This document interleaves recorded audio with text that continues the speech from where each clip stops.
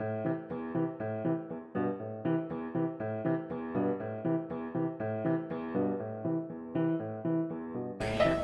voudrais savoir comment vous collaborez ensemble pour que vous puissiez, pour que vos centres fonctionnent très bien.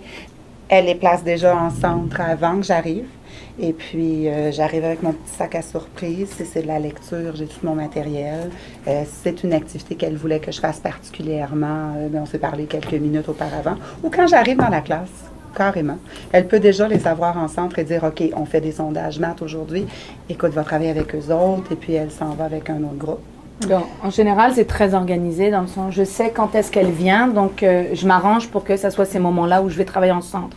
Mais c'est arrivé plusieurs fois où elle est arrivée, puis j'étais en pleine activité, puis j'ai fait « Oh, on laisse les amis, Madame Guerle est là, on veut l'utiliser à son maximum, puis on reviendra à l'activité. » Qu'est-ce que tu as dans ton sac à C'est ça. Alors, il faut être assez ouvert. Si c'est de la lecture guidée, j'ai toujours mes ensembles de lecture guidée. Ça, c'est officiel. J'ai plusieurs niveaux. J'en ai assez pour mon groupe et son groupe. Alors, j'arrive vraiment avec le matériel pour les deux. J'assume aussi que est-ce que tu en as pour tous les différents niveaux de classe que tu enseignes? Alors, tu organises ça déjà à l'avance? J'ai quelques sacs différents, effectivement, pour différents profs avec lesquels je travaille en centre. C'est certain que dans certaines classes, bon, c'est peut-être pas des centres, puis c'est correct comme ça. On rentre, exemple, il y a une activité de lecture qui se passe dans la classe. Je peux travailler la même activité de lecture, mais avec un petit groupe.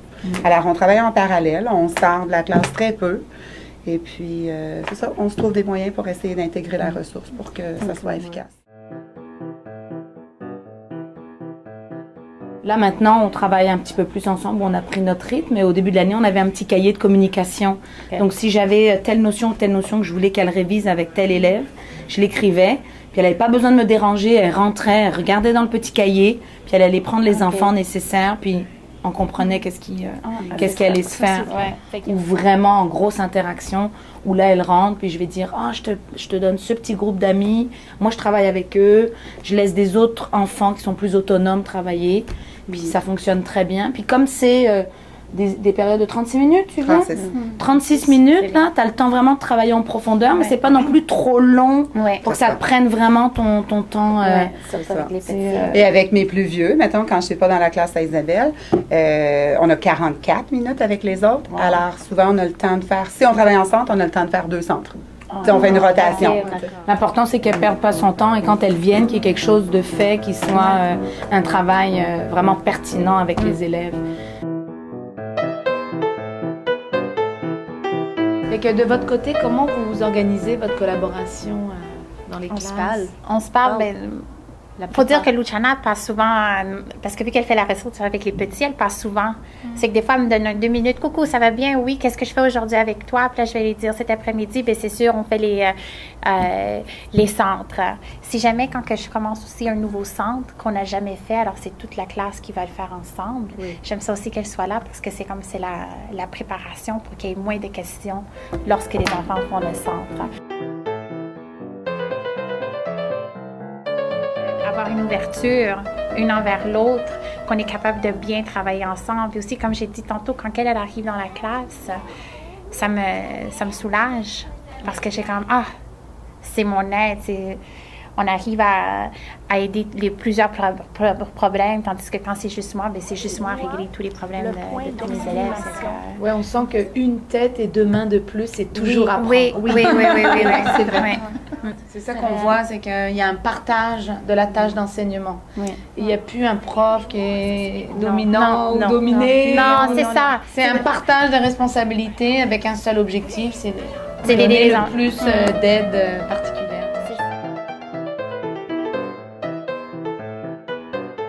Est-ce qu'il y a des moments, Luciana, où tu fais du pull-out un petit peu plus traditionnel?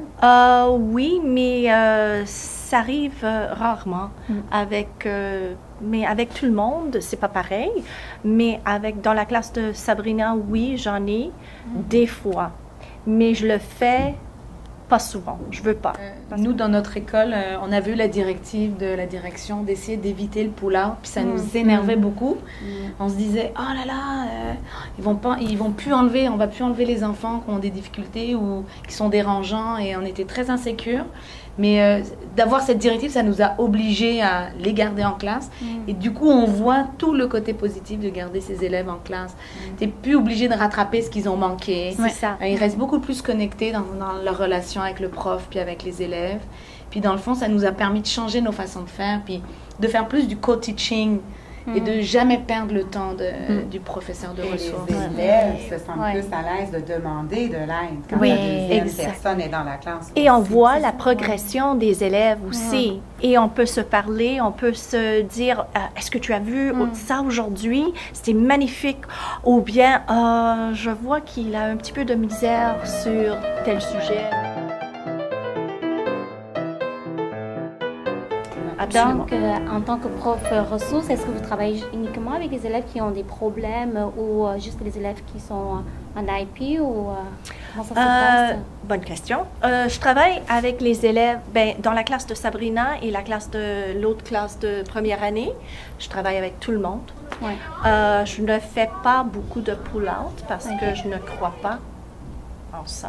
On a vu une différence où quand le professeur de ressources venait dans nos classes puis qu'il retirait l'élève à l'extérieur, il partait la mine un peu basse. Maintenant, c'est le contraire, je trouve. Quand le professeur de ressources arrive, tout le monde sait qu'il va travailler en centre. Et c'est, je peux travailler avec Madame Guerre. Ils ont le choix en plus. Et on voit une attitude vraiment différente par rapport à la mission du professeur ressources. Et ça, c'est intéressant.